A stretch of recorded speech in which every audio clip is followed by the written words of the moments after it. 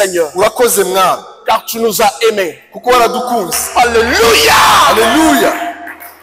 Méchants que nous étions, Nubwo twari abantu b'abagome tu nous as aimés quand même. ariko waradukunze. Tu as jeté ton filet d'amour. Et tu nous as tirés de l'enfer. uradukura mu Là où nous étions en train de mourir. aho twari turimo Seigneur, turapfira tu nous as donné la vie. uduha ubugingo. Qui pouvait accomplir cette chose-là? ninde washobora gukora icyo kintu Que toi, Seigneur. usibye wowe mwami? C'est pourquoi, niyo mpamvu quand il y a eu un appel dans les cieux, igihe habayeho mu ijuru on a cherché qui envoyer. hashakishijwe On a cherché qui était digne. hashakishijwe ukwiriye Mais on n'a pas trouvé qui était digne. ariko habuze ukwiriye Dans le cieux, mu ijuru sur la terre ku isi et sous la terre. ni munsi y'ijuru. Chaque homme était faillible. abantu bose nta n'umwe wari ukwiriye. Personne ne pouvait sauver l'autre. nta muntu washobora gukiza mugenzi we. Et Jean, quand il a vu ça, noneho yohana amaze kubona ibyo il a pleuré. ararira. Où est le Rédempteur? ese umucunguzi ari he? Où est le Rédempteur? umucunguzi ari he? Alléluia. Alléluia. Alléluia. Alléluia. C'est alors que nibwo rero ce vieillard va s'avancer. wa musaza Il va dire à Jean, aravuga ati Jean ne pleure point. yohana wirira, Voici le lion de la tribu de Juda. dore intare yo mu muryango wa yuda. Il a prévalu. Il a prévalu. aravuga ati Il est digne ni ukwiriye d'ouvrir les livres, kubumbura igitabo de rompre les sept sceaux. akamenagura ibimenyetso bibiri. Alléluia. Alléluia. Alléluia. Alléluia. Il y a une cri dans les cieux. abaho gusakuza mu Parce ijuru. qu'on avait trouvé quelqu'un qui était digne. hari habonetse ukwiriye Et cette personne, kandi uwo muntu c'est toi, Seigneur ni Jésus. wowe yesu kristo. Béni soit ton nom à jamais. izina ryo rihabwa umugisha. Nous t'aimons, Seigneur, turagukunda mwami parce que tu nous as aimé le premier. kuko niwe wadukunze mbere. Alléluia. Alléluia. Dans notre méchanceté, nubwo twari dans abagome, notre rejet, nubwo dans twari notre twazi, rébellion, nubwo twari abantu badashobotse, tu es venu vers nous ariko waraje uradusanga et tu as semé hanyuma ces grains d'amour ubiba imbuto dans y'urukundo le champ de méchanceté des hommes. muri ubwo bugome bw'abantu. Alléluia. Alléluia. Gloire à toi, Seigneur. icyubahiro ni icyawe mwami. Tu n'as pas ouvert la bouche ntabwo wabumbuye umunwa pour te wawe défendre. kugira ngo Tu étais comme une brebis qu'on amène à la boucherie. wari umeze nk'intama Tu ijyanye n'as ku pas ibagiro. dit un mot. ntabwo ugeze uvuga ijambo na rimwe. Pourtant, c'était le Dieu tout-puissant qui était dans la chair. kandi yari imana yambaye umubiri. Et le prophète nous dit, umuhanuzi aratubwira ati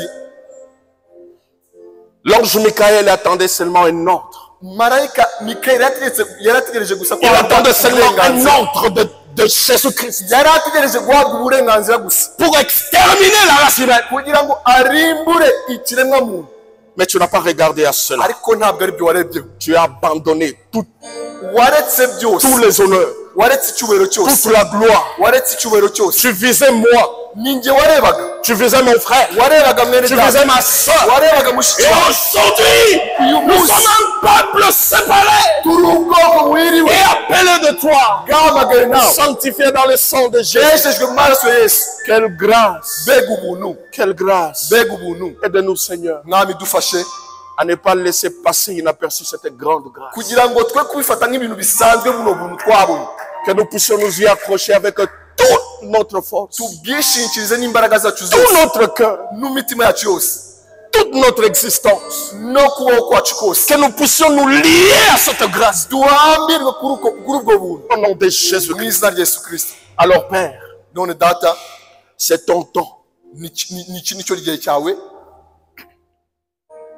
C'est le temps du soir ni igihe cya nimugoroba, où toi-même tu prends le pain wowe ubwawe ufata umutsima et tu le romps. ukawumanyura. Seigneur, mwana viens rompre le pain pour nous. ngwino umanyagure umutsima. Il n'y a personne qui soit un interprète de cette parole ici nta muntu n'umwe wasobanura iri jambo que toi. usibye wowe. Tu es ton propre interprète de ta ni parole. wowe ubwawe wisobanura ijambo Alors ryawe. viens l'interpréter pour nous.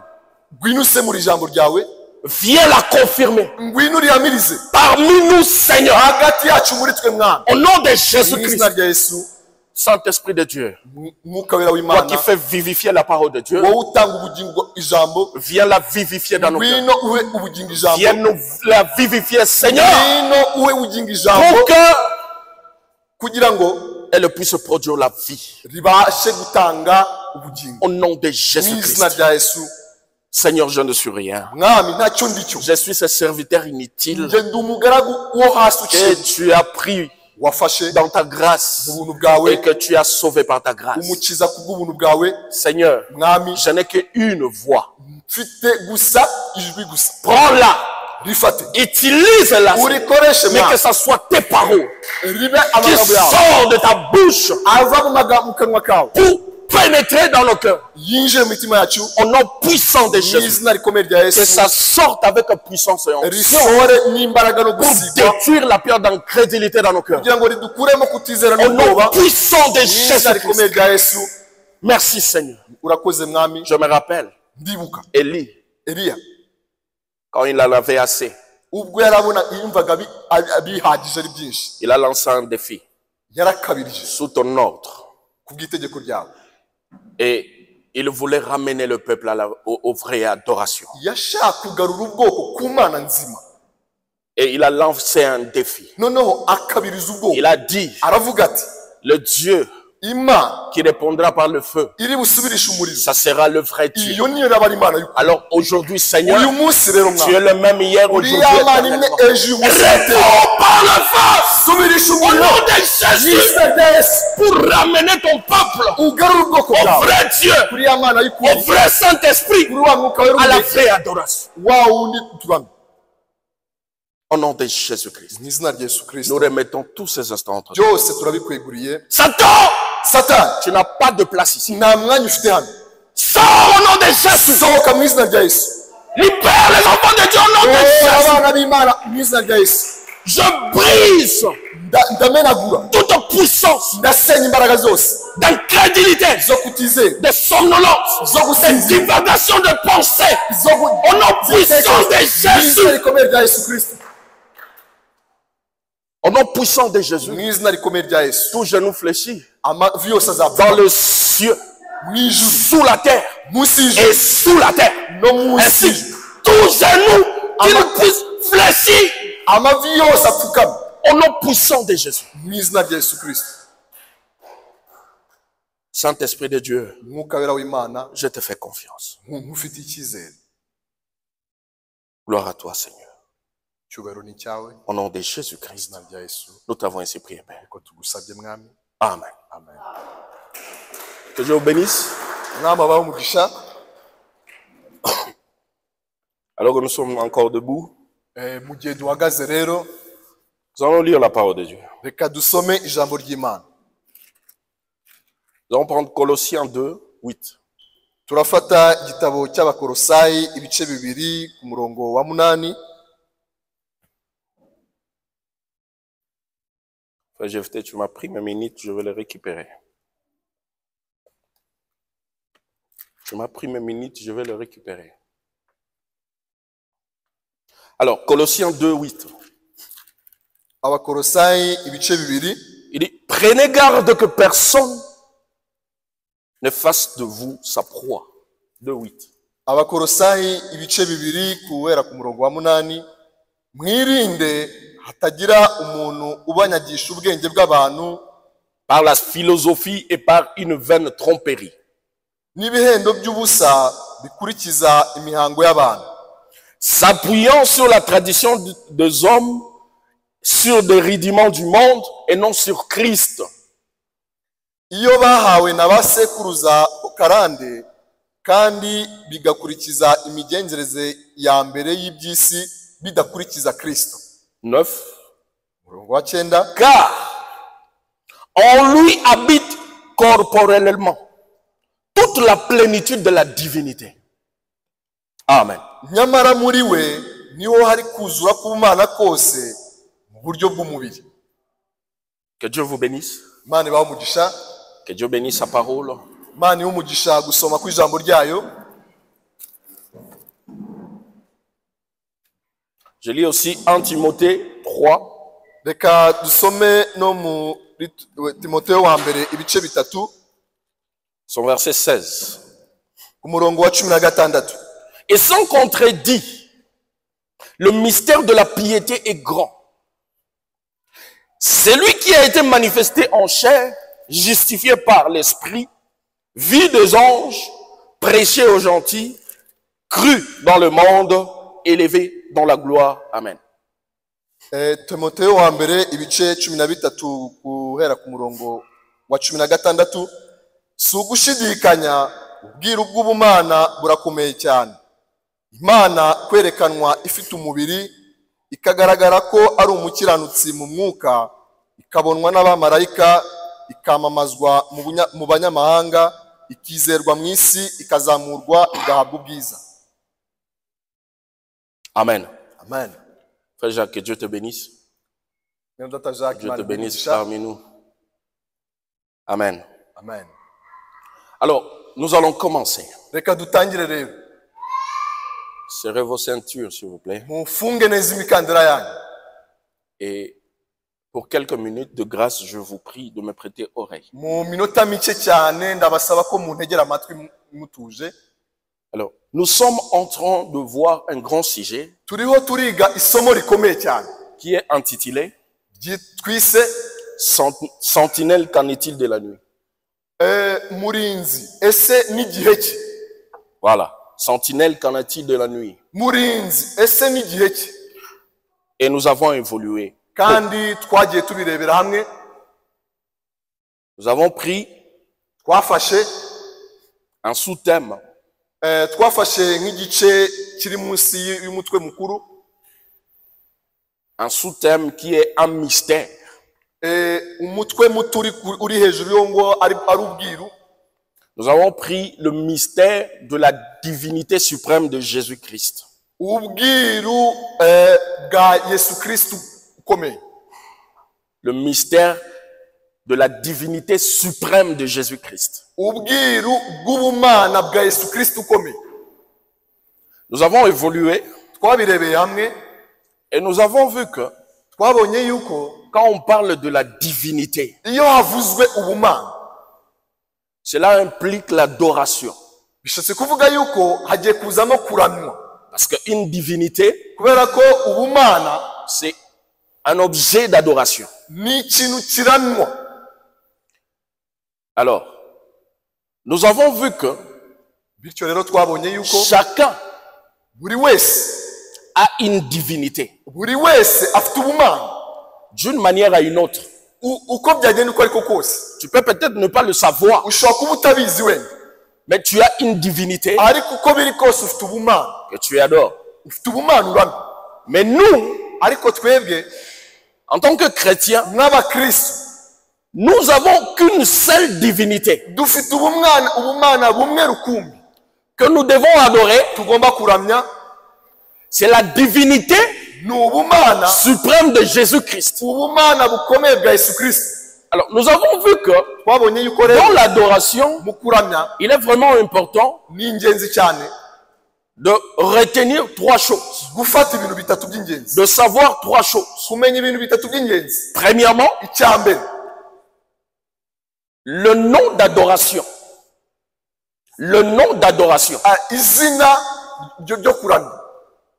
Le nom d'adoration. Izina ryo kuramya, Le nom qu'on utilise pour adorer. izina ukoresha uramya. Deuxièmement, Icya kabiri, le lieu d'adoration. ahantu uramiriza. Et troisièmement, Icya gatatu, l'objet d'adoration. icyo uramya. Nous avons vu Twabonye yuko le nom d'adoration izina uramya était quoi? ni iki. Nous avons vu Twabonye que le yuko nom d'adoration izina uramya, à l'appui izina uramya, des citations de prophètes, twifashishije imirongo y'umuhanuzi, que le nom d'adoration izina uramya, était Jésus. izina uramya ni Yesu. C'est le nom Niryo zina que tu utilises niryo ukoresha pour adorer. kugira ngo uramye. En dehors de ce nom-là, Hanze y'iryo zina il n'y a aucun autre nom nta rindi zina, qui nous a été donné nta rindi zina twahawe avec lesquels nous devons adorer Jésus, Dieu. nta rindi zina twahawe usibye irya Yesu tugomba kuramya. Nous avons vu que twabonye yuko le nom de Dieu, izina ry'Imana c'était Jésus. Yesu, Et que tout ce que nous devons faire, kandi ibyo tugomba gukora byose nous devons le faire au nom de Jésus. tugomba kubikora mu izina rya Yesu, Que ce soit en acte, yaba ari mu bikorwa que ce soit en yaba parole, ari mu magambo, nous devons le faire au nom de Jésus. byose tugomba kubikora mu izina rya Yesu. Nous avons vu tout cela. ibyo byose twarabibona. Nous avons vu aussi les lieux d'adoration. twabonye n'ahantu uramiriza. Le prophète dit, umuhanuzi aravuga ati si tu trouves le nom d'adoration, ati nuramuka ubonye izina ryo kuramya tu auras trouvé le lieu d'adoration. uzaba wabonye ahantu ho kuramiriza. Ainsi, bityo le rero lieu d'adoration, ahantu ho kuramiriza ce n'est plus en Jérusalem. ntabwo ari Yerusalemu, Ce n'est plus à Gisozi. ntabwo ari ku Gisozi, Ce n'est plus ici. nta nubwo ari hano, Ce n'est plus à Jeffersonville. nta nubwo ari Jeffersonville, C'est en Christ. ni muri Kristo. Nous avons vu que c'était en Christ twabonye ko ari muri Kristo, que nous devons adorer. aho niho tugomba C'est kuramiriza. le seul lieu d'adoration niho hantu honyine rukumbi auquel Dieu a pourvu. Imana yateguye. Si tu adores en dehors de ces lieux-là, niba uramiriza hanze y'iryo zina tu es un idolâtre. uri umuramyi w'ibishushanyo w'ibigirwamana, Tu es un idolâtre. uramya ibigirwamana. Nous avons vu que twabonye yuko il faut faire attention ugomba là-bas. kwitonda cyane. Tu peux connaître le nom d'adoration, ushobora kuba uzi izina uramya mais tu ne connais pas le lieu d'adoration. ariko ukabura kumenya ahantu ho kuramiriza. Là aussi, tu es un idolâtre. aho rero nawe uba uri umuramyi w'ibishushanyo. Là aussi, tu es un idolâtre. aho nawe uba uri umuramyi w'ibishushanyo. Donc, il faut que ces trois choses soient réunies ibyo bintu bitatu bigomba kuba byujujwe pour que tu adores Dieu en esprit et en vérité. kugira ngo ubashe kuramya Imana mu kuri no mu mwuka. Alors, nous avons vu que twabonye yuko personne, nta muntu n'umwe, c'est la citation du ni prophète, umurongo w'umuhanuzi, il dit personne, nta muntu n'umwe, aucun croyant, nta mwizera n'umwe, aucun homme nta muntu n'umwe ne peut adorer Jésus, ushobora kuramya Yesu, ou bien ne peut adorer Dieu ushobora kuramya Imana s'il n'est pas en Jésus-Christ. atari muri Yesu. Sinon, bitabaye ibyo ton adoration serait vaine. kuramya kwawe kwaba ari imfabusa. Il dit, c'est en vain que vous m'adorez. ngo mundamirize ubusa. Pourquoi? kubera iki? Parce que vous n'êtes pas en Christ. kubera ko ntabwo muri muri Kristo. C'est le lieu d'adoration que Dieu a prévu, a pourvu. niho C'est le seul. hantu honyine rukumbi Imana yateganyije ho kuramiriza. Tu dois être en Christ. ugomba kuba uri muri Kristo.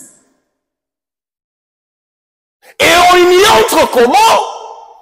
On y entre comment? Bayinjira batahora Par un seul baptême. ku mubatizo umwe.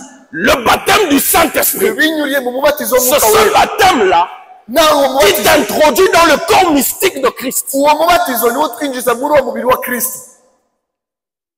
Nous avons vu l'importance du baptême du Saint-Esprit. twabonye umumaro wo kubatizwa n'umwuka wera. C'est très important ni iby'ingenzi cyane de recevoir maintenant le baptême du Saint-Esprit. kwakira ubu ngubu umubatizo w'umwuka wera, Pas demain, atari ejo, pas après 2 heures. ntabwo ari nyuma ya saa tatu. Maintenant, aka kanya c'est très indispensable ni iby'ingenzi de cyane recevoir le Saint-Esprit. kwakira umwuka wera. Sinon, bitabaye ibyo tu seras un idolâtre. uzaba uri umuramyi w'ibigirwamana. C'est le seul baptême qui nous introduit dans ce corps mystique. niwo mubatizo umwe gusa utwinjiza muri uwo mubiri wa Yesu w'ubwiru. Écoutez ce que le prophète dit. mwumve ibyo umuhanuzi avuga. Je suis dans les signes. ndi mu kibwiriza yise ikimenyetso 137. ku gika cy'137 De 1963. yabwirije mu 1933. Il dit ceci. aravuga ati Mais quand je verrai le signe, ati nimbona ikimenyetso je passerai par-dessus vous. nzabatambukaho. C'est la condition de Dieu requise pour cette heure. Icyo nicyo usabwa gusa gukora muri kino gihe. Le message du temps du soir Ubutumwa bwo mu gihe cya nimugoroba est d'appliquer le signe. ni ugushyiraho ikimenyetso gusa. C'est ça le message du temps du Ubwo soir. ni bwo butumwa bwo mu gihe cya nimugoroba. C'est d'appliquer le signe. Ni ugushyiraho ikimenyetso. Et qu'est-ce que ce signe? Iki kimenyetso ni iki? 159. Igika cya 159. Et le Saint-Esprit Umwuka wera est un signe positif nicyo kimenyetso cy'ukuri que votre agneau est mort ko umwana w'intama wanyu et yatambwe que vous avez reçu les signes sur vous-même. kandi ko mwakira ikimenyetso kuri mwebwe ubwanyu.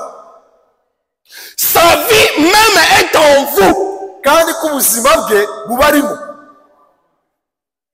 Le signe Ikimenyetso conditionnel ni ikimenyetso ugomba utegetswe aujourd'hui uyu munsi pour cette heure ici, muri kino gihe turimo c'est le Saint-Esprit. ni umwuka wera. Tu dois recevoir le Saint-Esprit. ugomba kwakira umwuka wera. C'est ce que Jésus a dit à Nicodème. nibyo Yesu yabwiye Nikodemu. Tu dois, c'est une obligation. Tu dois naître de nouveau. ni itegeko ugomba Pour kuvuka voir le royaume des cieux, kugira ngo ubashe tu dois naître de nouveau. ugomba kuvuka bwa kabiri. Et la nouvelle naissance kandi kuvuka bwa a kabiri 3 étapes. gufite ibice bitatu. Il y a la justification, hari ugutsindisha, la hari sanctification ukwezwa, et le baptême du hari Saint-Esprit. n'umubatizo w'umwuka wera. Tu es justifié. Tu uratsindishirizwa n'es pas encore dans le corps de Christ. ubu utari winjira mu mubiri wa Kristo. Tu es sanctifié. urejejwe Tu n'es pas encore dans le corps de Christ. ntabwo uragera mu mubiri wa Kristo. Judas Yuda était sanctifié, yari yejejwe mais il est allé en enfer. ariko yagiye ikuzimu. Tu dois arriver à la dernière étape, ugomba kugera ku ntambwe ya nyuma, le baptême du Saint-Esprit, umubatizo w'umwuka wera, qui t'introduit dans le corps de Christ. kwinjiza mu mubiri wa Kristo. Et pas n'importe quel baptême du ntabwo Saint-Esprit. ari umubatizo uwo ari wo wose Parce qu'il y a ubonetse umwuka wera. beaucoup de gens qui sont baptisés en esprit, que nous connaissons. kubera ko hari abantu benshi babatizwa mu mwuka tuzi, Ils peuvent parler à langue, bashobora kuvuga mu ndimi, ils peuvent prophétiser bashobora kuvuga des choses vraies. ibintu by'ukuri. Ce qu'on appelle des dénominationnels. abo twita abanyamadini Ils sont ouais en esprit. barasizwe mu mwuka, C'est pourquoi ils peuvent prophétiser des choses vraies. niyo mpamvu bashobora guhanura ibintu bikaba, Ils peuvent parler en langue. bashobora kuvuga mu ndimi, Ils peuvent interpréter de langue. bashobora gusobanura indimi, Parce qu'ils sont ouais, ils sont baptisés en esprit. kubera ko babatijwe mu mwuka, barasizwe. Le prophète dit c'est le même esprit. ni uwo mwuka umwe, Car Dieu fait pleuvoir la pluie aux justes et aux méchants. ni uwo mwuka umwe, kubera ko ijambo ry'Imana ritubwira yuko Imana ivumirisha imvura ababi n'abeza. C'est pourquoi ne vous trompez pas. rero nimukishuke. Le prophète dit umuhanuzi aravuga ati ta manière d'opérer le miracle, ati uburyo bwo gukora ibitangaza cela ne garantit pas que tu es sauvé. ntabwo ibyo ari byo bigaragaza ko Tu wakijijwe. peux déplacer les montagnes. ushobora no kwimura imisozi, Tu peux prophétiser des choses correctes et vraies. ushobora guhanura ibintu by'impamo, Tu peux ressusciter les morts. ushobora kuzura abapfuye, Mais néanmoins, tu es perdu. ariko nyamara ukazimira. Ce que nous avons besoin, icyo dukeneye c'est le baptême du ni Saint-Esprit umubatizo dans w'umwuka l'âme. mu bugingo. Quand Dieu prend le sang, iyo Imana ifashe ikimenyetso, Alléluia, haleluya, il met ce sang sur ton cœur, igafata Sur ton ikimenyetso âme. ikagishyira mu bugingo il bwawe, approuve ikaba byemejwe que tu yuko, es son fils, sa fille. ikaba yemeje yuko uri umuhungu wawe C'est cyangwa ça le umukobwa wawe. baptême du Saint-Esprit uwo ni umubatizo w'umwuka qui wera t'introduit dans le corps de Christ. ukwinjiza mu mubiri wa Kristo. Ne te trompe pas. ntukishuke, Tu prophétises, urahanura, tu prêches bien les gens. urabwiriza abantu Là, tu bakanezerwa, crois que tu es sauvé. ukibwira ko wakijije. Ne te séduis pas. ntukishuke, C'est la chose la plus importante. nicyo kintu Tu cy'ingenzi cyane. dois tellement être sûr. ugomba guhamirizwa neza neza cyane, Tellement être sûr. neza cyane, Et non de faux semblants. kandi ntukigirishe. Prenons de faux semblants. ntukigirishe. Branham parle Branham aravuga ati de deux hommes avuga abantu babiri dans une assemblée ngo mwitore où il est entré. ahantu yamwinjiye. Il a dit les deux personnes là, aravuga ati abo bantu babiri l'un parlait en langue, umwe yavuga mu ndimi l'autre interprétait cette langue. undi agasemura izo ndimi uwo Le mugenzi we. prophète dit, il disait de choses vraies. umuhanuzi aravuga ngo abo bantu bavugaga ibintu by'ukuri, Mais quand ils sont sortis du culte, ariko basohotse mu materaniro, Branham voulant Branham ashaka saluer ces gens-là, ashatse gusuhuza abo bantu, la vision est venue ahita agira iyerekwa d'un homme umuntu umwe muri bo qui était en train d'interpréter, wari urimo urasobanura mais qui était un adultère. uwo abona mu iyerekwa ry'uwo nguwo wasobanuraga, ariko yari umusaza. Des choses vraies. yasemuraga ibintu Des choses vraies. yasobanuraga ubuhanuzi Mais un adultère.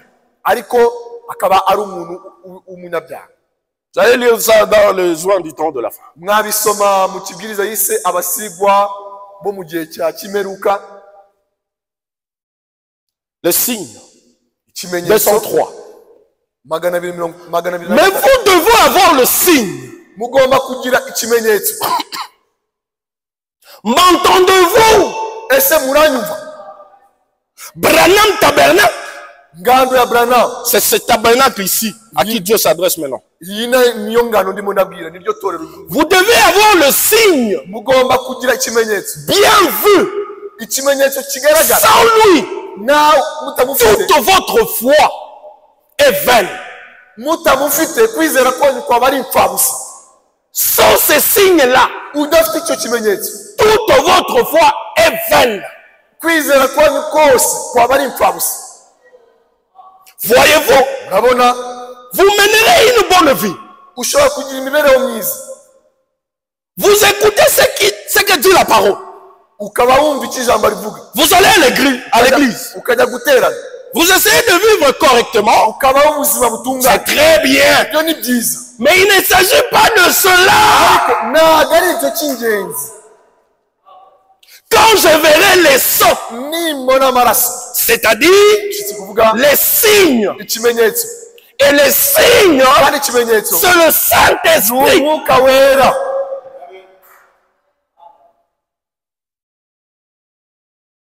Alléluia. Haleluya. 215. magana abiri na Et cumi na tous gatanu. ceux qui étaient en dehors de l'arche ont péri.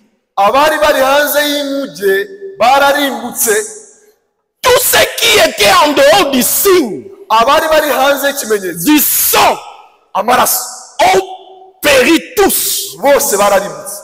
Tous ceux qui seront en dehors du signe, abazaba hanze y'ikimenyetso, virgule, akitso, le Saint-Esprit umwuka wera, périront. bazarimbuka. Tous ceux qui se trouvent en dehors du signe, abari hanze y'ikimenyetso bose, c'est-à-dire si kuvuga tous ceux qui ne sont pas dans le corps de Christ, abatari binjira mu mubiri wa Kristo, vous êtes en danger. mufite ibyaha. Vous devez comprendre que vous êtes en danger. mugomba kumenya yuko Il mwugarijwe n'y a pas n'ibyaha. d'enlèvement pour vous. Il n'y a pas d'enlèvement pour vous. ntabwo muzajya mu izamu. C'est le message qui nous prévient.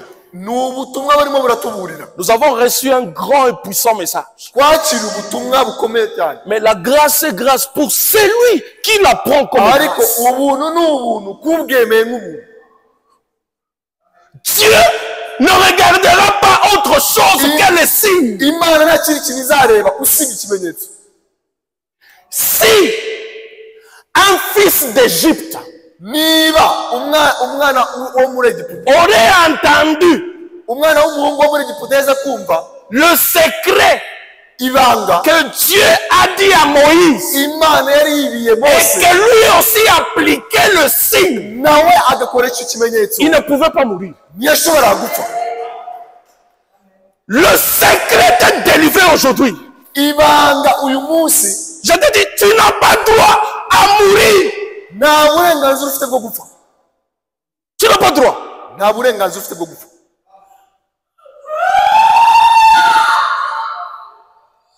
Alléluia.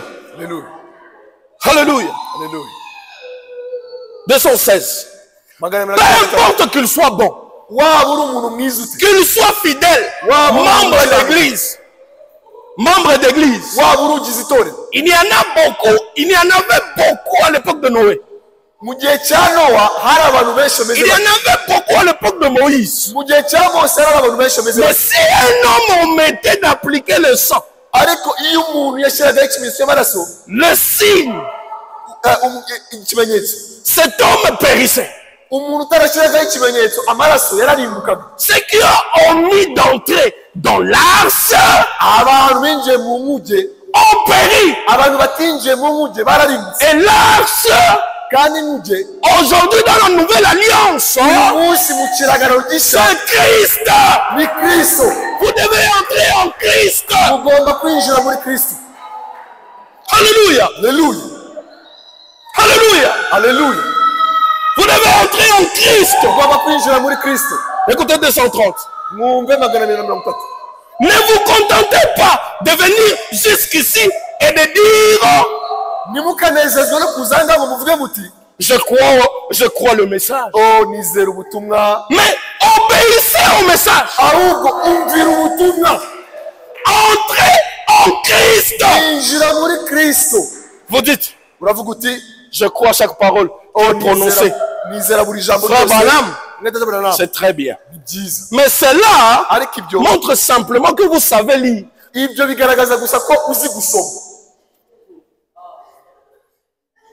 C'est une urgence. Ce monde va être bientôt détruit. Il y a le feu de la filaire de Dieu qui arrive. Mais avant cela, Dieu a dit, je vous enverrai Élie le prophète. Il ramènera vos cœurs à la foi de Père de Pentecôte. Et il les ramène comment? En nous révélant ces choses. Qu'il n'y a qu'un seul Dieu. Et que c'est Jésus-Christ. Le seul et unique lieu et objet d'adoration. Alléluia. Alléluia. Alléluia. 277, toujours le signe. Il dit, il ne connaît pas rien, il ne connaît rien d'autre que le signe. Le message de l'heure. C'est le message de ce jour-ci. C'est le message de notre temps. Il dit, au nom de Jésus-Christ, recevez-le. Recevez le message. Elle vous enlèvera de cette terre ici. Alléluia. Que Dieu soit loué. C'est le seul lieu d'adoration auquel Dieu a pourvu. Il a dit à cette femme-là, au puits, il dit, ce n'est ni sur cette montagne, ni à Jérusalem que vous allez commencer à adorer. Mais le vrai adorateur adoreront le Père en esprit et en vérité.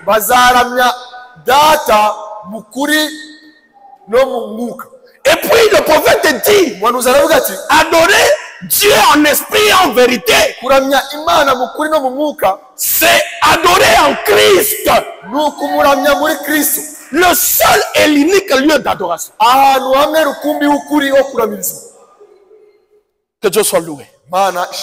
Que Dieu soit loué. Nous devons comprendre que ce n'est pas une blague. Que ce n'est pas une blague. Tu t'es tellement familiarisé au message que ça devient une habitude pour toi et tu ne t'en soucies même plus. Ce message est tellement précieux. C'est le seul issue que Dieu a prévu pour cet âge ici. tu rates cela, nuramukuwushije c'est ubuzima, fini. biraba bikurangirana. À quoi bon Ese byakumarira iki de gagner le monde entier là-bas kubona iby'isi byose et de perdre son âme? ugatakaza ubugingo Tu bwawe? n'as pas de souci de ton âme. Ese Pourquoi? nunagirira impuhwe ubugingo bwawe? Pourquoi? Kubera iki? Pourquoi? Kubera iki? Tu ne fais même pas le bilan de ta vie. Nta nubwo ujya Tu wisuzuma es toujours derrière les choses du monde. igihe cyose uriruka inyuma y'ibintu by'isi. Toujours derrière les choses du monde. Igihe cyose wiruka inyuma y'ibintu Tu es by'isi. même prêt à te battre pour les choses du monde. Uba witeguye no kurwanya Tu es ibintu même by'isi. prêt à tuer pour les choses du monde. Witeguye ndetse no kwica kugira ngo ubone ibintu by'isi. C'est plus que urgent, mes frères. Mwene data, birenze kuba iby'ingenzi. Ne regardez pas les frères Tony que vous avez connus. Wireba mwene tata Tony usanzwe uzi. Ça, c'est Dieu. Aha ni Imana. C'est la véritable parole de Dieu. Iri ni ijambo ry'ukuri ry'Imana. Que Dieu vous bénisse. Imana ibamugisha. Je passe à l'objet d'adoration. Reka njye ku hantu ho kuramirizwa. Qui est-ce que nous devons adorer? Ese ni iki tugomba kuramya? C'est très important Ni iby'ingenzi de cyane. connaître la personne que nous devons adorer. Kumenya umuntu ukwiriye kuramya. Parce qu'il a dit à la femme au puits, Kuko yabwiye wa mugore ku iriba vous ne connaissez pas ce que vous adorez. ati ntabwo muzi icyo muramya. Il dit, mais nous connaissons ce que nous adorons. Ariko twe tuzi icyo turamya. L'objet d'adoration est très important. Ikintu uramya ni ingenzi cyane. Quel est l'objet de ton adoration? Ese ni icyo uramya? Je suis dans la divinité expliquée. Ndi mu kibwiriza yise ubumana busobanuwe Le 61. 61 À partir de son paragraphe 142. igika cy'ijana na mirongo ine na kabiri. Écoutez ceci. Tega amatwi Regardez, rabbin, murebe hariya dans l'hémoglobine, mu kinyabutabire kigize umubiri amaraso, cette petite vie qui commence dans la cellule, bwa buzima buto butangirira muri bya bigize umubiri elle vient du sexe mâle buturuka ku mugabo et elle entre dans la femelle. noneho bukinjira mu mugore Et celui-ci produit l'œuf. noneho bikabyara igi. Seulement, Ariko gusa une poule peut pondre un œuf, inkoko ishobora gutera igi, mais si elle n'a pas été avec l'oiseau mâle, ariko iyo iramutse itahuye ni inkokokazi iramutse itahuye il n'inkoko, n'éclorera jamais. inkoko itahuye n'inkokokazi ntabwo yatera igi. 143. 143. Et j'ai dit, Ndavuga nti alors Dieu, noneho Mana, le plus grand, qui remplissait tout le temps et tout l'espace, noneho uwari ukomeye wuzuraga ikirere akuzura ahantu hose, s'est fait tout petit. yigize muto cyane, Un petit germe au sein d'une femme. yigize muto yinjira mu nda y'umugore. Et puis j'ai dit, None ndavuga nti quand nous sommes sauvés aujourd'hui, uyu munsi iyo dukijijwe, Jésus n'était ni juif, Yesu ntabwo yari afite amaraso y'abayahudi, ni des nations, nta nubwo yari afite amaraso parce que y'abanyamahanga, l'ovule avait seulement produit la chair. kubera yuko igi gusa ryabyaye umubiri gusa, Et le sang avait la vie. amaraso nayo yari afite ubuzima. La Bible dit, Bibiliya iravuga iti nous sommes sauvés par le sang de Dieu. ngo twacunguwe n'amaraso y'Imana. Alléluia. Haleluya. La Bible dit, Bibiliya iravuga iti nous sommes sauvés par le sang de Dieu. ngo twakijijwe n'amaraso y'Imana. Voyez-vous, Urabona, il n'était ni juif ni des nations. ntabwo yari umunyamahanga, ntabwo yari umuyahudi, Il était Dieu. yari Imana. Par conséquent, Uko biri kose, quand nous venons à l'autel iyo tuje no ku et que gicaniro nous mettons nos mains par la foi sur sa tête, et que nous mettons nos mains par la foi sur sa tête, tugashyira ibiganza mu kwizera tukabirambika ku mutwe, et que nous ressentons le déchirure et l'agonie du calvaire, noneho tukumva uburibwe n'ububabare yagize, et que nous confessons nos péchés, tukatura ibyaha byacu, que nous avons tort, tukemera ko dufite amakosa, et il est mort à notre place. tukanemera ko yadupfiriye mu mwanya wacu. Alléluia. Alléluia. Il dit, Aravuga ati, le sang qui nous a sauvés, amaraso yaducunguye c'était le sang de Dieu. ni amaraso y'Imana. Le sang de Dieu. Amaraso y'Imana. Parce qu'aucun sang Kubera ko nta maraso namwe n'était digne yari akwiriye de nous sauver. kuducungura twe. Il fallait le sang de Dieu lui-même. Byasabye amaraso y'Imana ubwayo. Le sang de Dieu lui-même. Amaraso y'Imana Qui ubwayo était riche. yari akungahaye. Qui était riche Ayo maraso yari akungahaye pour notre rédemption. kubwo gucungurwa kwacu.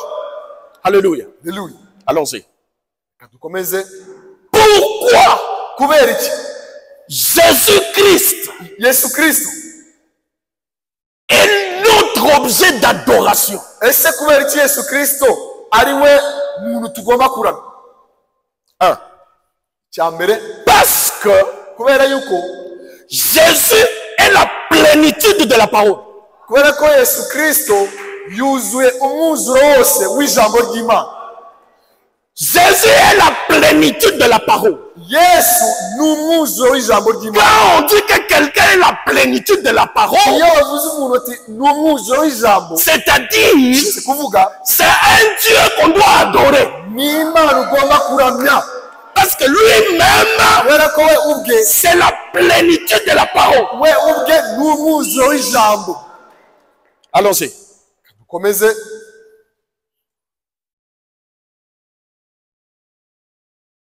Colossiens 2:9. Abakolosayo Je reprends l'écriture là. igice cya Il dit, kabiri. car en lui kubera ko muri we habite corporellement kubera ko muri we niho harimo toute la plénitude de la divinité. nyamara muri we niho hari kuzura k'ubumana kose mu buryo bw'umubiri. Allons-y. Allons-y. On va examiner. On va voir Turareba ensemble hamwe, turarebera hamwe comment est-ce que Christ est la plénitude de la divinité, uburyo ki de Kristo la parole. ari we mwuzuro w'ijambo ry'Imana. Écoutez, je suis dans le nouveau ministère de William. Mutega amatwi, ndi mu kibwiriza umurimo mushya wa William De 1959 à son paragraphe 77. ku gika cya 27. Voici donc ce qui a fait cela.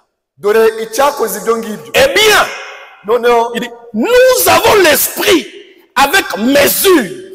dufite umwuka mu rugero. Écoutez très bien. Tega amatwi neza. Nous avons l'esprit avec mesure. Dufite umwuka mu rugero. Et Christ Kandi Kristo l'avait sans mesure. kandi Kristo we nta gipimo yari Il afite. dit, c'est juste Ati ni ukuri, comme prendre une cuillerée d'océan. ni nko gufata ikiyiko cy'amazi yo mu nyanja. Lui We avait l'océan entier. we yari afite ikiyaga cyose, Mais ariko le composant chimique qui sont dans la cuillerée ariko ibinyabutabire bigize ayo mazi ari ku kiyiko se trouvent dans l'océan entier. ni nabyo binyabutabire biri muri ya nyanja yose, Mais pas le même proportion. ariko aho bitandukanira ni ingano yabyo. Il dit, mais pas le même proportion. Ibigize amazi ari ku kiyiko ni nabyo bigize amazi ari mu nyanja. Nous avons une partie. Nous avons une partie, Dufite igice, mais pas tout l'océan. ariko ntabwo dufite inyanja yose. Tout l'océan, Inyanja yose c'est Dieu adorable. niyo Mana igomba kuramya. Vous allez comprendre. Baza kubyumva. 78. 28. Ainsi en est-il du chrétien. Bityo rero ni nako bimeze n'umukristo. Nous ne sommes rien Twe ntacyo turi cyo, comparé à lui. ntacyo turi cyo ugereranyije Mais nawe. nous avons une portion de son esprit en nous. Twebwe dufite igice gito cy'umwuka we muri twe, Et cela agit donc comme lui. kandi ni nabyo bituma twitwara nkawe. Alléluia. Haleluya. Nous avons une partie de son esprit en nous Dufite igice gito cy'umwuka we muri twe qui nous fait agir comme lui. gituma twitwara nkawe. Alléluia. Haleluya. qui amène sa vie en nous. kizana ubugingo bwe muri twebwe. Je suis dans question-réponse sur le Saint-Esprit. ibibazo n'ibisubizo. Suivez-moi très bien, je vais atterrir quelque part. Araho ndagira ngasoza De 59, cyo muri 59 19 décembre. 19 z'ukwezi kwa À partir de 12 son paragraphe 62, ku gika cya 62 je lis en bas. bikansome hasi Il dit, la colonne de feu, ati inkingi y'umuriro qui était Dieu lui-même, ariyo yari Imana ubwayo se partagea parmi le peuple niyo yigabagabanyije et n'ubwoko entra en eux. yinjira muri bo. Jésus avait la plénitude. Yesu yari afite umwuzu, Il avait l'esprit sans mesure. yari afite umwuka udafite ingano y'urugero. Mais nous, ariko twe nous l'avons avec mesure. twe dufite umwuka we ariko mu rugero, Parce que kubera ko nous sommes des enfants adoptés. kubera ko turi abagizwe abana. Écoutez ça très bien. mutega amatwi bino bintu mu Il by'ukuri. dit, nous avons l'esprit avec mesure twe dufite umwuka uri mu rugero parce que nous sommes des enfants adoptés. kubera ko twagizwe abana. Le Fils unique de Dieu. umwana w'ikinege w'Imana. Alléluia. Alléluia. Le Fils unique de Dieu. umwana w'ikinege w'Imana C'est le Seigneur Jésus-Christ lui-même. ni umwami Yesu Kristo we wenyine. Nous, twebwe nous avons été adoptés. twebwe twagizwe abana. Écoutez, tega amatwi, je suis dans Ephésiens 1:4 ndi mu Baefeso 1:4 jusqu'à 5. kugera kuri En lui, Dieu nous a élus avant la fondation du monde Imana yadutoranije mbere y'uko isi iremwa pour que nous soyons saints et irrépréhensibles devant lui. kugira ngo tube tutabarwaho umugayo imbere ye. Nous ayant prédestinés dans son amour à être ses enfants d'adoption en Jésus-Christ. niho yadutoranije kugira ngo tugirwe abana muri Yesu Kristo. Il nous a prédestinés à être des enfants d'adoption yadutoranije mbere kugira ngo tuzagirwe abana par Jésus-Christ. binyuriye muri Yesu Kristo. Alléluia. Alléluia. Romains 8:15. Abaroma 8:15. Et vous n'avez point reçu un esprit de servitude pour être encore dans la crainte, ntabwo mwakiriye umwuka w'ububata kugira ngo mukomeze kuba mu bwoba, mais vous avez reçu un esprit d'adoption. ahubwo mwakiriye umwuka wo kugirwa abana. Christ n'a pas reçu un esprit d'adoption. Kristo ntabwo yakiriye umwuka wo kugirwa umwana. Christ est lui-même le Saint-Esprit. Kristo we ubwe ni umwuka wera, Tout l'océan. inyanja nini. Écoutez, tega amatwi,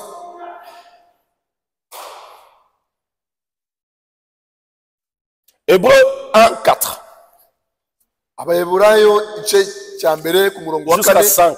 kugera ku wa 5. Devenir autant supérieur aux anges qu'il a hérité d'un nom plus excellent que le leur. Car auquel des anges Dieu a-t-il jamais dit, tu es mon fils, je t'ai engendré aujourd'hui. Abaheburayo igice cya mbere ku murongo wa 4, amaze kurusha abamarayika icyubahiro nk'uko n'izina yarazwe riruta ayabo, mbese ninde wo mu bamarayika Imana yigeze kubwira iti, uri umwana wanjye, uyu munsi ndakubyaye. Alléluia. Alléluia. Alléluia. Il a été engendré. yarabyawe, C'est un fils unique. ni umwana w'ikinege. C'est pourquoi la parole de Dieu dit niyo mpamvu ijambo ry'Imana dans Jean 3:16, muri Yohana car Dieu 3:16, t'a tant aimé le monde Imana yakunze abari mu isi qu'il a cyane, donné son fils unique. byatumye itanga umwana we w'ikinege. Unique. Umwana we w'ikinege. Alléluia. Alléluia. Donc, premièrement, icya mbere, parce que nous sommes des enfants adoptés. kubera ko twe twagizwe abana, C'est pourquoi nous avons l'esprit avec mesure. niyo mpamvu dufite umwuka uri mu rugero. Écoutez, tega amatwi, je suis dans Dieu dévoilé ndi mu Mana ihishuwe de 1964, y'igihumbi kimwe magana cyenda mirongo itatu na kane, 14 juin. tariki Écoutez très bien. wa gatandatu. à son paragraphe 284. ku gika cya 284. Or, Moïse était la parole à ce jour-là. Nyamara Mose niwe wari ijambo ryo muri kirya gihe. Parce que la parole lui a été donnée pour ce jour-là. Kubera ko niwe wahawe ijambo ryo mu kirya gihe.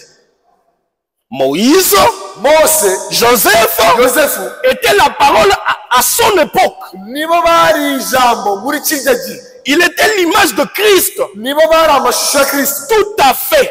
Niko byari bimeze. Voyez-vous, Ese ibyo murabyizeye? chacun d'eux était la parole. abo bose bari ijambo.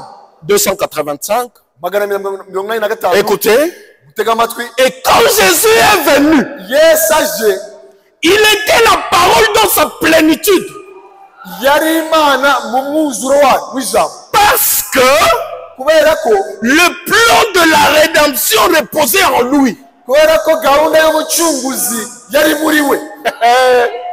Il était la plénitude de la parole. Yari umwuzuro w'ijambo. Parce que kubera ko le plan, gahunda tout le plan de la rédemption reposait en lui. y'ubucunguzi yari muri we. Écoutez, Mutega amatwi. tout le plan de la rédemption ne reposait pas en Moïse, gahunda y'ubucunguzi ntabwo yari muri Mose, ne reposait pas en Joseph, ntabwo yari muri Yosefu, ne reposait pas en Élie. ntabwo yari no muri Eliya. Alléluia. Alléluia. Voyez-vous, Ese murabona ils étaient seulement une partie de la parole. bo bari igice gito cy'ijambo ry'Imana. Ils annonçaient ce qui allait venir. bo bateguzaga ibyari kuza, La plénitude de la parole ariko umwuzuro w'ijambo ry'Imana qui est Jésus-Christ. aribwo bwari Yesu Kristo. Alléluia. Alléluia. Ils étaient la parole, bari ijambo ry'Imana, mais une partie. ariko igice gito. Ils n'étaient pas la plénitude de la parole. ntabwo bari umwuzuro w'ijambo ry'Imana. Quand quelqu'un devient une plénitude, une seule personne devient une plénitude de la parole, iyo umuntu umwe ahindutse umwuzuro w'ijambo on ry'Imana, doit l'adorer ugomba kumwemera parce qu'il est Dieu. kubera ko ni Imana. Alléluia. Alléluia.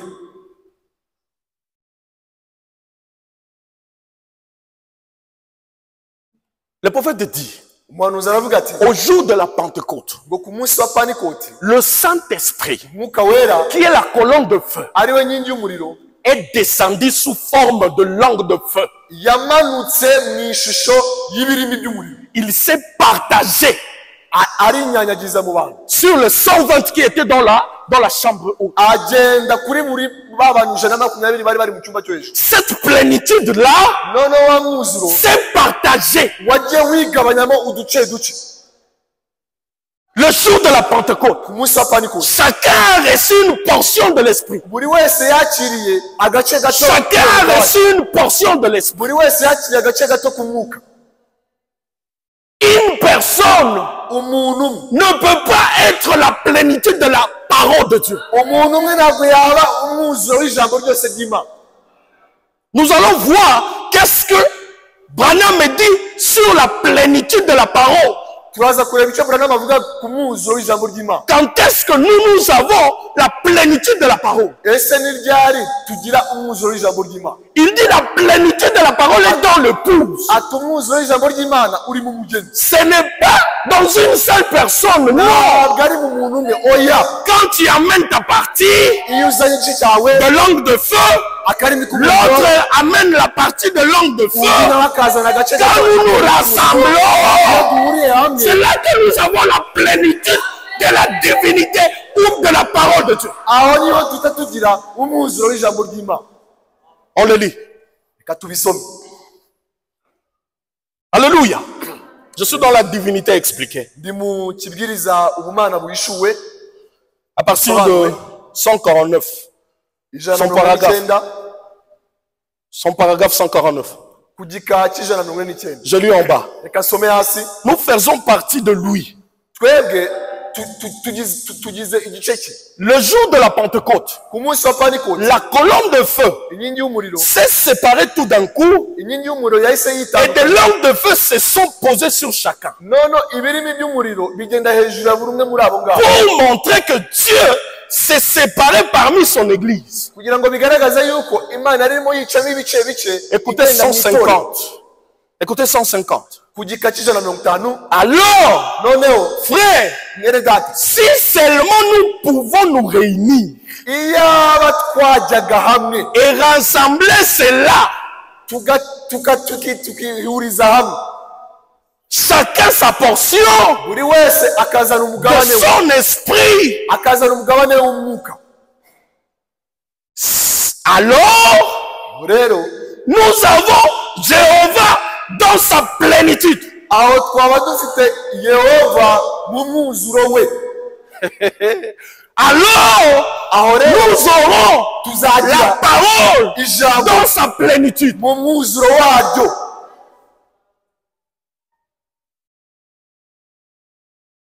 Alléluia. Haleluya.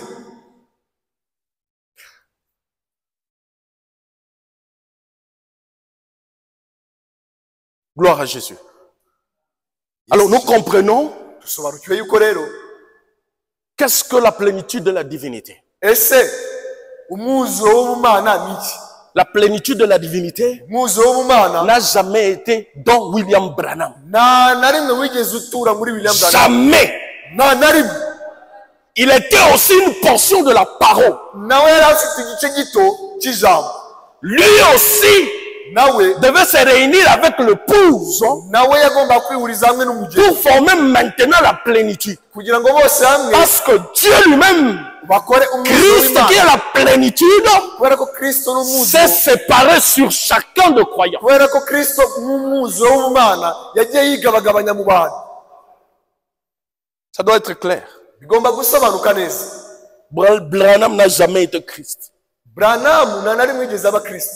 Il a nié ça toute sa vie. Yarabihakanye ubuzima bwe bwose. Mais les gens le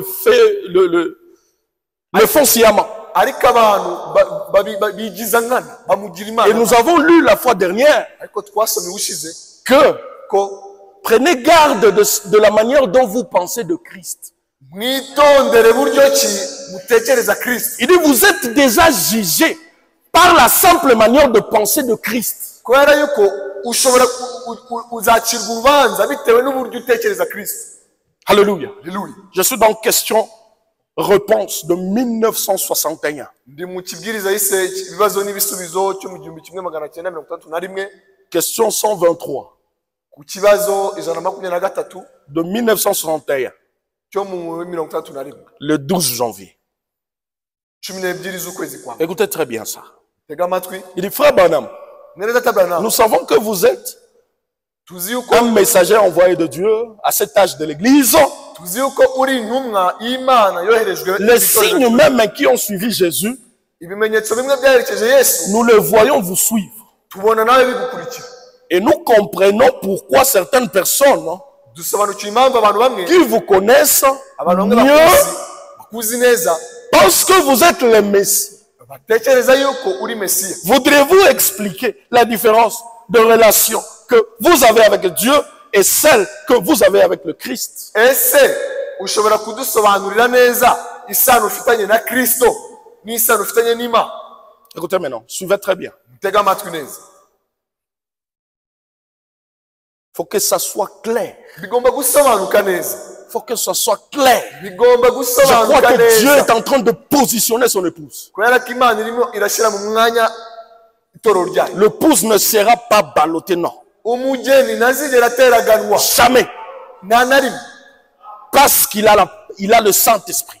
Kubera ko umugeni afite umwuka Et le wera. Saint-Esprit suit toujours la pure parole. Kandi umwuka wera akurikira ijambo ry'umwimerere igihe cyose.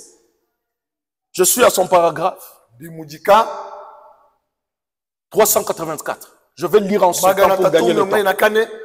Je vais lire en son temps pour Ndi gagner le temps. bugende nsimba. Écoutez, frère, Mwumve bene data. je vous en endure devant Christ. Ndabarahiye imbere ya Kristo. Vous tenir un peu tranquille. Nimutuze. Mais si vous étiez spirituel, iyo muza kuba muri vous abanyamwuka comprendriez. mwagasobanukiwe. Voyez-vous, Urabona, ne connaissez-vous pas la toute première chose qu'il avait dite à la rivière là? ese nimuzi ikintu cya mbere yavugiye hahandi ku mugezi? De même que Jean-Baptiste fut envoyé comme précurseur de la première venue de Christ, Yohani Mubatiza yoherejwe kuza gutegura kuza kwa mbere kwa Yesu Kristo. ton message, Ubutumwa bwe, le message ubutumwa qui préparera la seconde venue de Christ. buzategura kuza k'umwami. C'est ce que l'ange du Seigneur a dit. Icyo nicyo marayika w'umwami yavuze. Écoutez, Tega amatwi.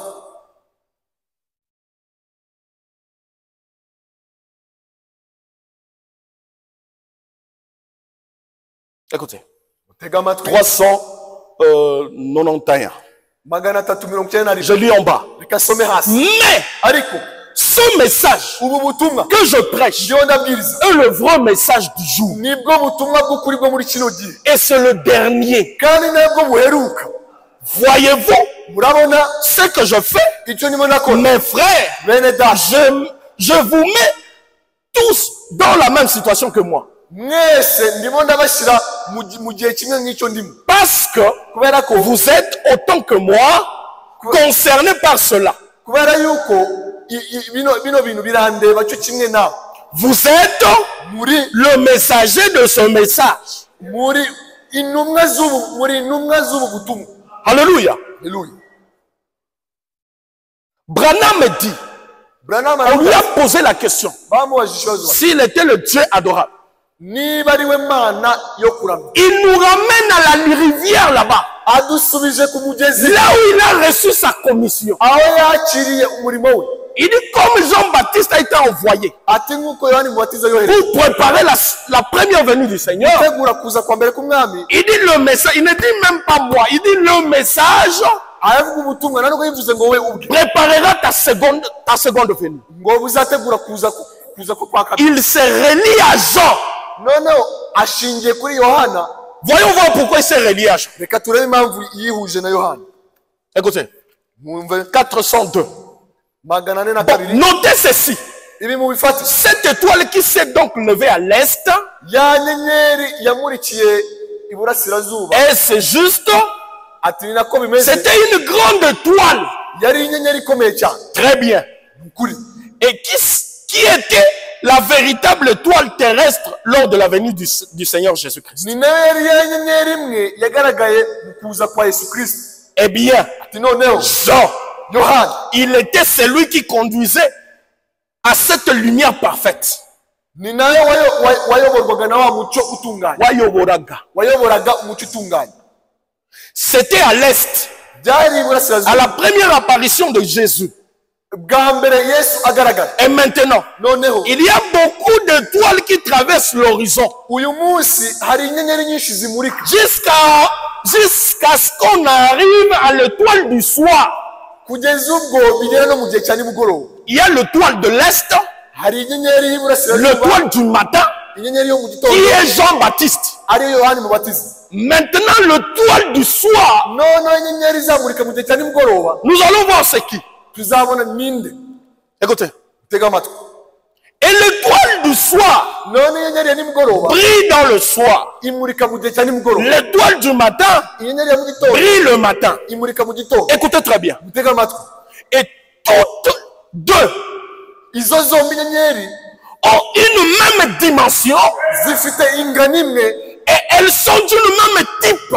kandi n'iz'ubwoko bumwe. L'étoile du matin Inyenyeri ya mu gitondo qui est Jean-Baptiste ariyo Yesu Kristo, ariyo et Yohana Mubatiza, l'étoile du soir n'inyenyeri ya nimugoroba qui est William Branham ariyo William Branham, sont du même type n'iz'ubwoko bumwe et du même dimension. kandi zifite ingano imwe. C'est ça que William Marion Baron dit. Ibyo William Branham avuga. Écoutez, Tega amatwi. même dimension Zifite ingano imwe et même type.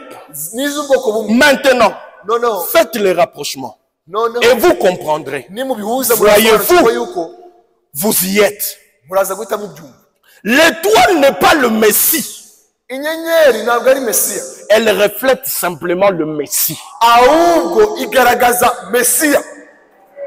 Elle reflète seulement le Messie. inyenyeri ntabwo ari mesiya ahubwo igaragaza Et nous mesiya savons que ces deux étoiles sont de même type. kandi twabonye Et inyenyeri ebyiri n'iz'ubwoko bumwe. Écoutez, Mutega amatwi, écoutez.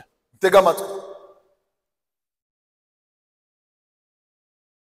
406. Maintenant, Noneho la plus grande parmi ces étoiles, inyenyeri ikomeye muri le matin, qui annonce la venue du soleil. ya yindi igaragaza kumurika kw'izuba, Le coucher du soleil kurasa et kw'izuba la venue du soleil. no kuza kw'izuba. C'est l'étoile du matin Inyenyeri ya mu gitondo et l'étoile du soir. n'inyenyeri ya nimugoroba. Et c'est juste Ese ni ukuri? deux des plus grandes étoiles. Imwe muri izo ikomeye, Deux des plus grandes étoiles. ebyiri muri inyenyeri ebyiri zikomeye kuruta izindi, L'étoile de l'Est ni iy'iburasirazuba et l'étoile de l'Ouest. n'iy'iburengerazuba. Écoutez.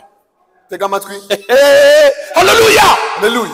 407. magana ane na karindwi. Bon, Noneho maintenant, voyez-vous murabona où nous en sommes. aho turi. Élie Eliya était le messager qui devait saluer, yari intumwa yagomba gusuhuza, annoncer la venue de l'étoile de l'Est. kugaragaza inyenyeri y'iburasirazuba. Et il était prédit qu'il serait le messager de l'étoile de l'Ouest. kandi yari byarahanuwe yuko azaba intumwa y'inyenyeri y'iburengerazuba. Alléluia. Haleluya. Alléluia. Haleluya. Élie Eliya est en même temps niwe le messager le messager comme étoile de l'Est Eliya niwe byombi, inyenyeri y'iburasirazuba et le messager comme l'étoile de l'Ouest. akaba n'intumwa y'inyenyeri y'iburengerazuba. Voici, je vous enverrai Élie le prophète. dore nzaboherereza Eliya umuhanuzi, Il ramènera le cœur de père à leurs enfants. azagarura imitima ya ba sekuru Ça, c'est y'abana. l'étoile de l'Est. Inyenyeri y'iburasirazuba Il ramènera le cœur des enfants à leur père. azagarura imitima y'abana C'est ku ba se. l'étoile de l'Ouest. ni inyenyeri y'iburasirazuba. Alléluia. Haleluya. Écoutez maintenant ce qu'il dit. mutega amatwi ibyo arimo aravuga hano none.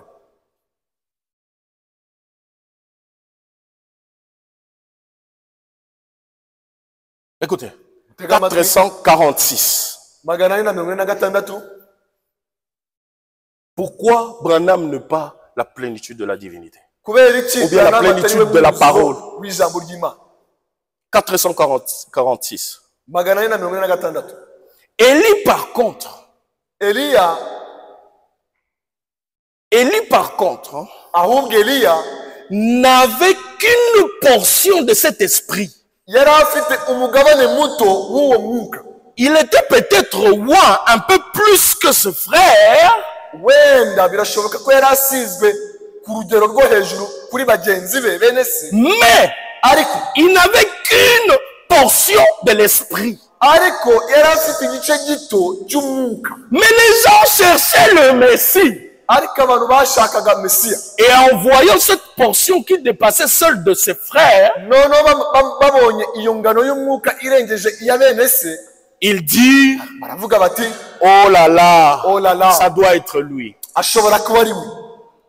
Se sont trompés. baribeshaga. Il n'avait qu'une partie. yari afite igice gito. Peut-être il avait une portion d'onction plus élevée que ce frère. Nous, wenda yari asumbije igice umwuka bagenzi be, mais il avait une partie. ariko yari afite igice gito. Il n'est pas la totalité. ntabwo yari afite umwuzuro w'umwuka. Dieu peut élever un frère ici Imana hagati muri twe ishobora et le kuzamura voir bene plus que data, d'autres frères. ikamuha amavuta Ce n'est asinze pas pour bagenzi dire be. qu'il devient Dieu, non. ntabwo bimuhindura Imana. Non. ya Alléluia. Haleluya. 447. magana ane na mirongo ine na Mais karindwi. quand lui commencera à briller, ariko we ubwo azatangira kumurika, la petite lumière de Jean s'éteignit. ya nyenyeri y'abantu izahita izima. Voyez-vous? murabona, Et ces petites lumières s'éteindront quand il viendra. kandi za nyenyeri zindi ntoya zizazima ubwo ya nyenyeri ikomeye izaba ije.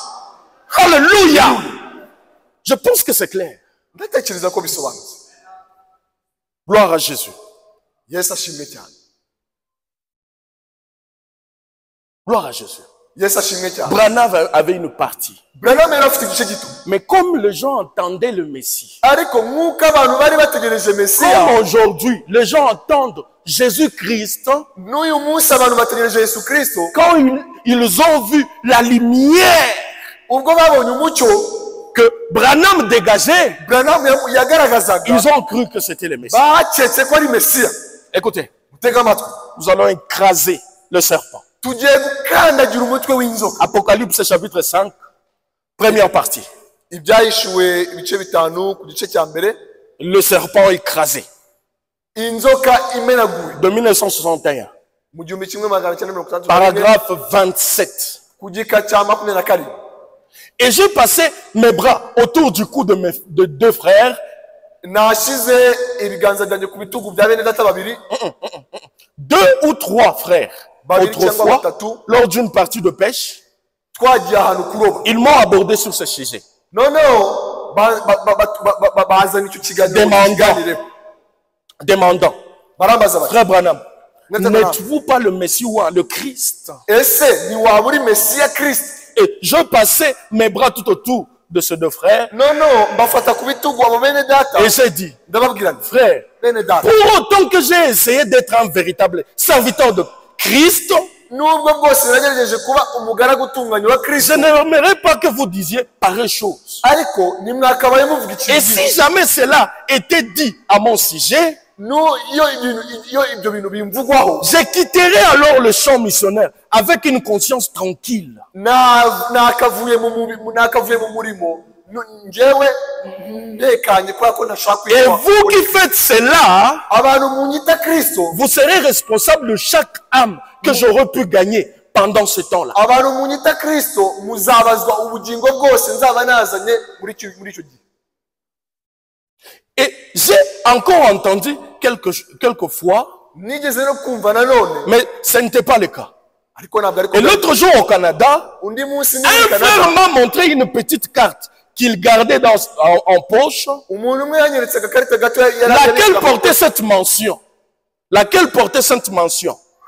yari afite agakarita, William Branham est notre Seigneur. agakarita kanditseho ngo William Branham niwe mwami wacu. Il baptisait au nom de William Branham. Babatizaga mu izina rya William Branham. Si c'était un ennemi, iyo aza kuba ari umwanzi, si c'était un ennemi, iyo aza kuba ari umwanzi, j'aurais su que c'était une plaisanterie. iyo aza kuba ari umwanzi wanjye nari guceka yuko ari ibintu, Mais un précieux bien-aimé frère est venu confesser ce guceka ko ari péché gutera urwenya, ariko yari mwene data mwiza mukundwa, et me dire qu'il croit que je suis Jésus-Christ. akambwira agatinyuka kumbwira ati ndi Yesu Kristo njyewe. 30. 30. Et j'ai reçu toutes les lettres qui me font parvenir ces quelques derniers jours, hari n'amabaruwa menshi maze iminsi et nakira, des appels provenant de divers endroits disant cela, aturutse hirya no hino avuga ati que j'étais le Christ. ko ari njye Kristo. Frère, Bene data, c'est un mensonge horrible, infâme et impie du diable. ni ikinyoma cyambaye ubusa cy'ubupfapfa kandi kiturutse kuri Satani. Voyez-vous, Urabona, je suis votre frère. ndi mwene so. Bien, cela ferait fuir n'importe qui dans le champ missionnaire. Ibyo ngibyo byakabaye bibabaza umuntu wese waba uri mu murimo. Alléluia. Alléluia. Il dit c'est un mensonge impie, infâme du diable. Ni ikintu kibi, ni ibintu by'ibibesho biturutse kuri Satani. Dire que Branham est Dieu. Kuvuga yuko Branham ari Imana. Alléluia. Alléluia.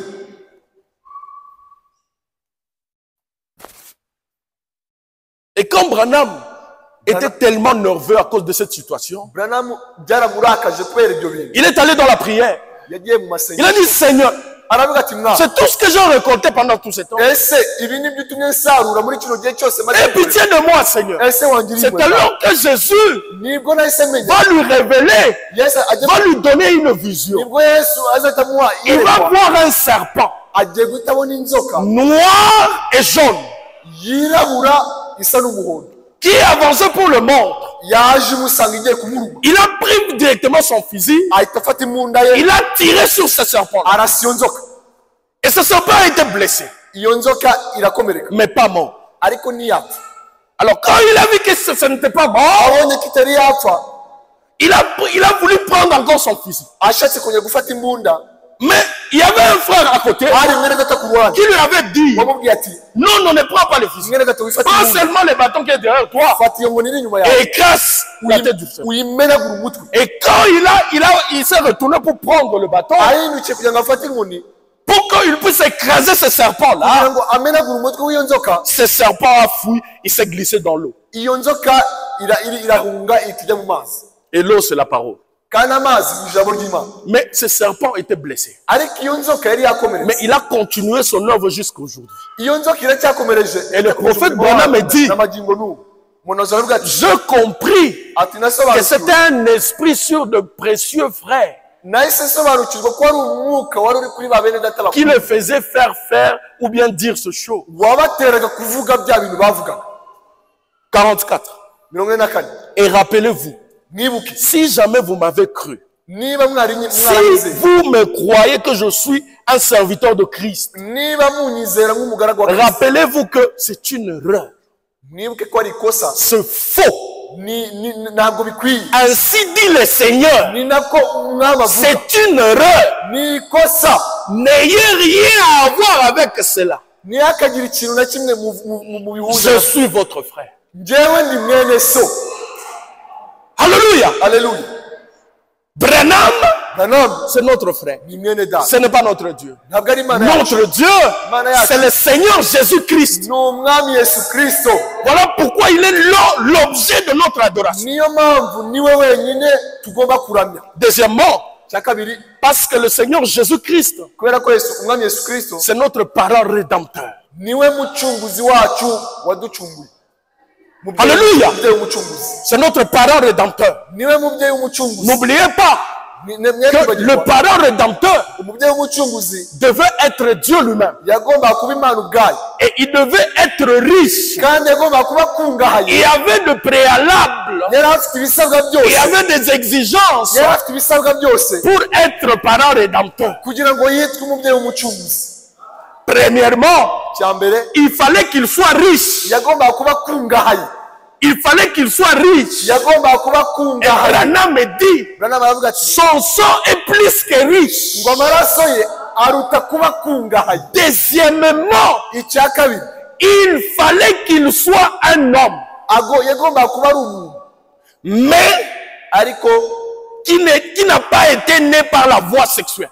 utarabyawe binyuriye mu mibonano mpuzabitsina C'était ça les exigences. ibyo nibyo byari ibisabwa gusa Nous avons quelqu'un qui n'a pas été né par le désir sexuel. dufite umuntu umwe wavutse bitanyuriye mu mibonano mpuzabitsina Il y avait Adam, hari adamu mais ariko il était tombé. yaraguye Branham me dit il n'était pas éligible pour accomplir l'œuvre de la rédemption. Branham yaravuga ngo ntabwo ari wari ukwiriye gucungura bagenzi be Mais non, noneho il fallait que Dieu ntagomba ko imana quitte iva son domaine de l'esprit iva mu gice cyayo cy'umwuka et puisse revêtir la chair ikambara ishusho y'umubiri pour être l'un de nous, kugira ngo ibe umwe muri afin twebwe d'être notre parent rédempteur. ihinduke umubyeyi wacu w'umucunguzi Et nous savons qu'il y a une seule personne kandi tuzi yuko ari umuntu umwe gusa qui est né wabyawe non par la voie sexuelle. atanyuriye mu mibonano mpuzabitsina C'est le Seigneur Jésus-Christ lui-même. umwami yesu kristo Il est né par voie virginale. yabyawe n'isugi Branham n'est pas notre parent rédempteur. Branham ntabwo ari we mubyeyi wacu w'umucunguzi Il est né par voie sexuelle. kubera ko yabyawe binyuriye mu mibonano mpuzabitsina Voilà pourquoi il n'était pas digne. niyo mpamvu ntabwo yari akwiye Voilà pourquoi il ne s'était pas présenté lorsque l'appel a retenti là-bas dans le ciel. niyo mpamvu igihe babajije wacungura bagenzi be ntabwo yigeze Mais yitaba Christ ariko kristo est né yabyawe par la puissance du Saint-Esprit, kubw'imbaraga z'umwuka wera sans le désir sexuel. nta bushake bw'imibonano mpuzabitsina Marie mariya a accepté seulement la parole yakiriye gusa de ijambo l'ange marayika et elle a conçu. noneho ahita arasama. Le Saint-Esprit est venu sur elle. Umwuka wera aza kuri we, Elle a couvert de son ombre noneho imutwikiriza igicucu, et elle a conçu. arasama. Branham dit, Branham aravuga ati Dieu Imana s'est auto-créé dans le ventre de Marie. Imana yariremye y'ubwayo mu nda ya Mariya. Il n'y avait pas de désir sexuel. Nta mibonano mpuzabitsina yabaye. Voilà pourquoi Nayo mpamvu Yesu Jésus-Christ Kristo est Dieu ari we Mana, et qu'il est notre parent rédempteur. akaba n'umubyeyi wacu umucunguzi. Voilà pourquoi c'est encore une raison qu'il soit l'objet d'adoration. Ni nacyo kimuha uburenganzira bwo kuba ahantu ho kuramirizwa. Alléluia. Haleluya. Que Dieu vous bénisse. Imana ibamugisha. Je vais lire une citation, on va terminer. Reka nsome umurongo w'umuhanuzi ubundi dusoze. Alléluia. Haleluya. Alléluia. Haleluya. Je suis dans la brèche entre le 7 âges de l'église et les 7 sceaux. Ndi mu cyuho cy'ibimenyetso birindwi n'ibihe birindwi by'itorero. 135. Ijana na mirongo itatu na gatatu. Maintenant, Noneho remarquez. mwitegereze. Donc, il fallait qu'il soit un parent. Yagombaga kuba umubyeyi. Alors, vous voyez, Urabona, un ange ne pouvait pas le faire. nta mumarayika washobora kubikora. Un homme ne pouvait pas le faire. Nta muntu umwe washobora kubikora. Il fallait que ce soit un homme. Byasaba ko aba umuntu. Mais il ne pouvait pas être né d'une femme Ariko yagombaga kuba atarabyawe n'abantu par acte sexuel. binyuriye mu mibonano mpuzabitsina. Alléluia. Haleluya. Aussi, Noneho dans la naissance virginale, mu kubyarwa le n'isugi, Saint-Esprit a couvert Marie de son ombre. umwuka watwikira igicucu Par cyayo conséquent, Mariya. Noneho Jésus n'était ni juif, bityo rero Yesu ntabwo yari umuyahudi. Jésus n'était ni un non-juif. Bityo rero byagiraga Yesu kutaba Jésus umuyahudi était cyangwa Dieu. ikindi. Yesu yari Imana. Exactement. Ni nako bimeze. Son sang n'est venu d'aucun acte sexuel. Amaraso ye ntabwo yabyawe binyuriye mu mibonano mpuzabitsina. Il était le sang sacré de Dieu Yari amaraso yera y'Imana par création. yaremwe. Alléluia. Haleluya. Alléluia. Haleluya. Nous avons compris Twasobanukiwe yuko que le nom d'adoration, izina tugomba kuramya c'est Jésus-Christ. ni Yesu Kristo. Le lieu d'adoration, Ahantu ho kuramiriza c'est en Jésus-Christ. ni muri Yesu Kristo. L'objet d'adoration, Ikintu cyo kuramya c'est le Seigneur Jésus-Christ. ni umwami Yesu Kristo. Que Dieu vous bénisse. Imana ibamugishe.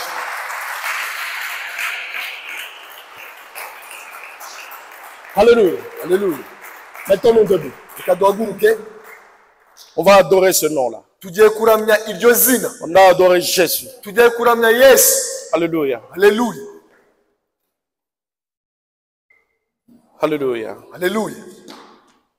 Le nom de Jésus est si bon.